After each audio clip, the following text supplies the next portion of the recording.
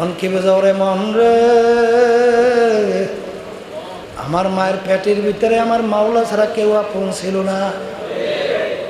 কত মানুষ দুনিয়ার ভিতরে আসে, হাত নাই পাও নাই, দুইটা চক্ষু মাওলায় দান করেন নাই। বাজান আমার মাওলা ইচ্ছা করলে তোমাকে আমাকে হাত পাও ছাড়া মানুষ বানাইতে পারতো, তোমাকে আমাকে এরকম চক্ষু অন্ধ বানাইতে পারতো। আমার মাওলা তোমাকে আমাকে এত সুন্দর সুরাতের একটা মানুষ বানাইলো। আল্লাহু আল্লাহ। এ দুনিয়াদার পাগল আমার বাবারা, আমার মালিক তোমাকে আমাকে আমার মায়ের পেটের ভিতরে কিভাবে লালন পালন কইরা বড় করলো। আরে আজকে দুনিয়ার ভিতরে আসলাম, আমার মাও দুর্বল আর তুমি সন্তানও দুর্বল। বাজান তুমি আর আমি কিভাবে বড় হইলাম একদিনকে চিন্তা করছো? আরে মা দুর্বল, ঘুমের অবস্থায় মানুষ আধা মরা। বাজান ঘুমের ভিতরে মানুষ এদিকে ওদিকে মোড়ামুড়ি করে কি করে না? বাজান মায়ের পেটের নিচে পিঠের নিচে ছোট বাচ্চা পইরা চ্যাপ্টা হইয়া যাওয়াই স্বাভাবিক, স্বাভাবিক না? এ ঘুমের ভিতরে হুঁশ থাকে? আর মনে করছেন না এরকম বুঝি হয় না? এরকম দুই একটা মাঝে মধ্যে ঘটনা আমার মাওলা দেখায়, মায়ের পেটের নিচে পিঠের নিচে বাচ্চা পইরা চ্যাপ্টা হয়ে গেছে। আমার মাওলা দেখাইছে, ওরে আব্দুল করিম তুই যে এত বড় হইলে স্বাভাবিক বড় হও না। আমি মাওলা তোকে কুদরতির নজরে তোকে দেখিয়ে বড় করছি। বাজার সন্তান আস্তে আস্তে বড় হইল, বড় হইয়া আজকুর আল্লাহু আকবার আল্লাহু আকবার। এখন বাপকে চেনলো, মাকে চিনলো, এখন দল চিনলো, দলের নেতা নেত্রী চিনলো। বাজান এখন আব্বাকে আব্বা বইলে ডাক দেয়, আব্বার কলিজা ঠান্ডা হয়ে যায়। মাকে আম্মা বইলে ডাক দেয়, মায়ের কলিজাও ঠান্ডা হয়ে যায়।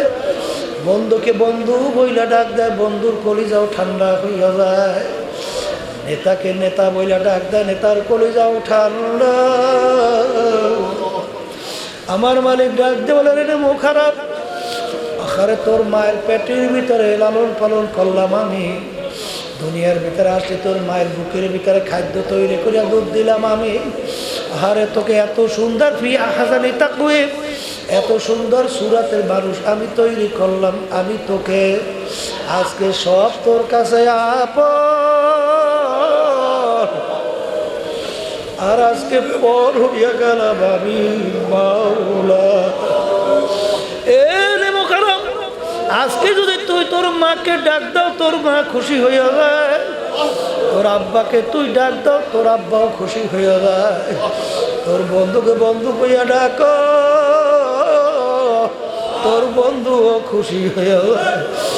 আর তুই যদি তোর জবান থেকে আমি মাওলাকে আল্লাহ বইলা ডাক দিবি, আমি মাওলার কুদরতি পর আল্লাহ ঠান্ডা হইয়া যাইতো।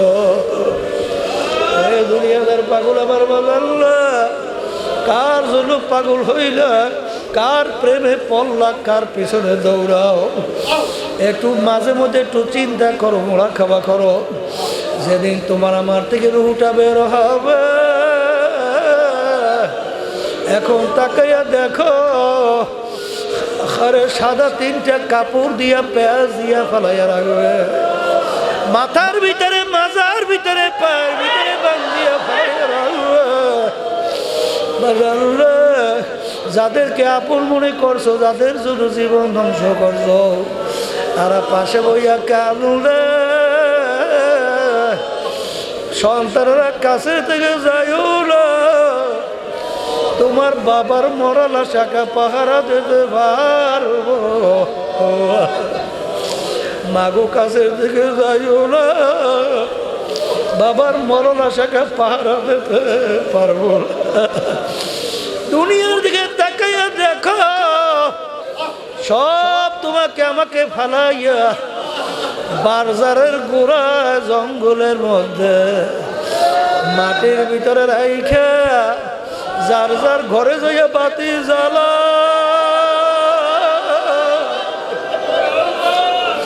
আর তোমার আমার কবর যে অন্ধকার রইল, ওই অন্ধকার কবরে যদি আমার মাওলা বাতি না জ্বালায়, ওই কবরে তো আর আলো জ্বলবে না। আরে এ দুনিয়াদার পাগল আমার বাবারা, আমার মাওলা কবির ভাষায় বলেন, যখন তোমার কেউ ছিল না তখন ছিলাম আমি, এখন তোমার সব হয়েছে পর হয়েছি আমি। এ বন্ধবান্ধি মনে রাখিস, আবার যখন তোমার কেউ রবে না তখন রব আমি, আবার কাছে আসবে হবে যতই ভাবো তুমি। আমার মার পেটের ভিতরে আমার মাওলা ছাড়া কেউ আপন ছিল না। দুনিয়ার ভিতরে এখন বন্ধু বান্ধবের অভাব নেই, দল দলের নেতা নেত্রী অভাব নাই। আবার যখন অন্ধকার কবরে একা হবা, তখন আমার মাওলা ছাড়া কেউ আপন হবে না। এই জন্য আমার বাজানদেরকে বলবো, পর্দা আলে মা বোনদেরকে বলবো, বাজান এরপরেও যদি মন না বুঝে, মাঝে মাঝে কত ঘটনা আমার মাওলা বাংলাদেশের মধ্যেও দেখায়। বাজান বাজান কুড়িগ্রাম আল্লাহু আকবার চরমনের একজন মুজাহিদ ছিল, অনেকে তাকে ঘুঘু মুন্সি কইয়া ডাকত। আসলে তার নাম ছিল বশিরউদ্দিন মুন্সি। ঘুঘু মুন্সি কেন ডাকত? রাস্তা দিয়ে হাঁটতে এমনভাবে আমার মাওলার জিকির করত, মোরা যেন ঘুঘু বলতে বলতে যায়। তিনি দুনিয়া থেকে বিদায় নিয়ে কবরে যাওয়ার পরে 32 বছর পরে নদীর ভাঙ্গুলে যখন তার কবর ভেঙে গেল, কাপনের কাপড় সহ আনাম তাজা লাল বের হইয়া আসলো।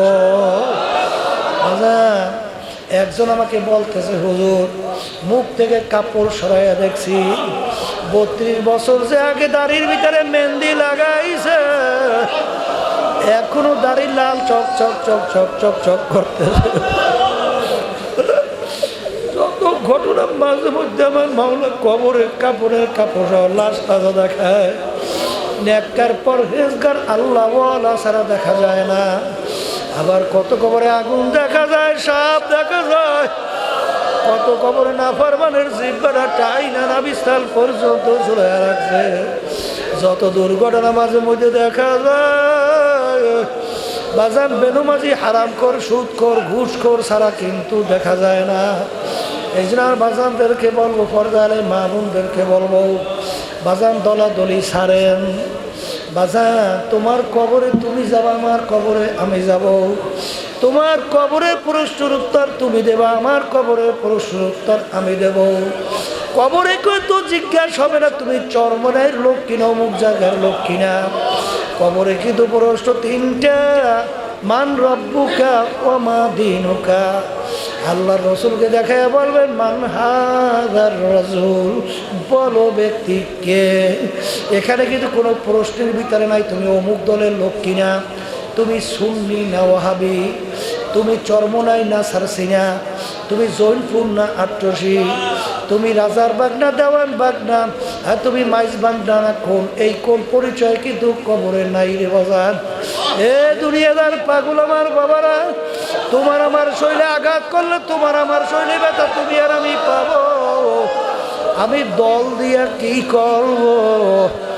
এই জন্য আমার বাজানদেরকে বলবো, পর্দালে মা বোনদেরকে বলবো, আসো মাওলার কাছে 2 হাত তুইলে 2 চোখের পানি ছাড়িয়া গুনার কথা মনে কইরা মাওলার দরবারে কান্দ, আর মাওলার দরবারে মাপসা। আমার মালিক বড় দয়ার মাওলা, যদি চাওয়ার মতো চাইতে পারো, ডাক দেওয়ার মতো ডাক দিতে পারো, আমার মালিক মাফ করবেন। শুরু চাই না, তোমার আমার গুনাহকে আমার মালিক নেকের দ্বারা পরিবর্তন কইরা দেবে।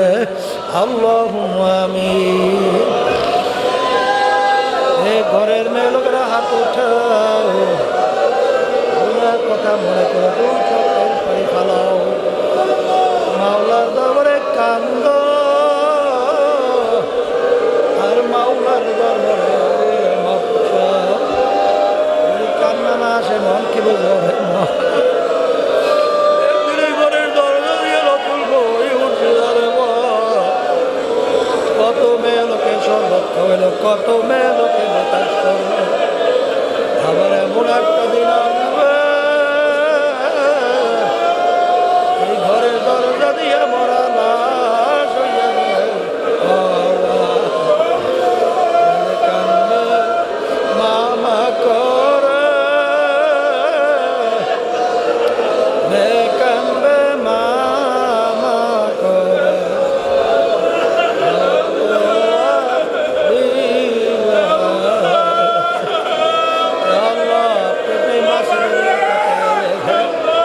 আপনার বন্ধুরা কি বলে আমাদের ছেলেও মরে নাই, মেয়েও মরে নাই, ওরা করে বসছে রে। মাফ করে দেন গো মাওলা, মাফ করে দেন। এ আল্লাহর বান্দারা জোর করিয়া কান্দেন, জোর করিয়া কান্দেন। মারা গেলে নষ্ট হয়ে গেলে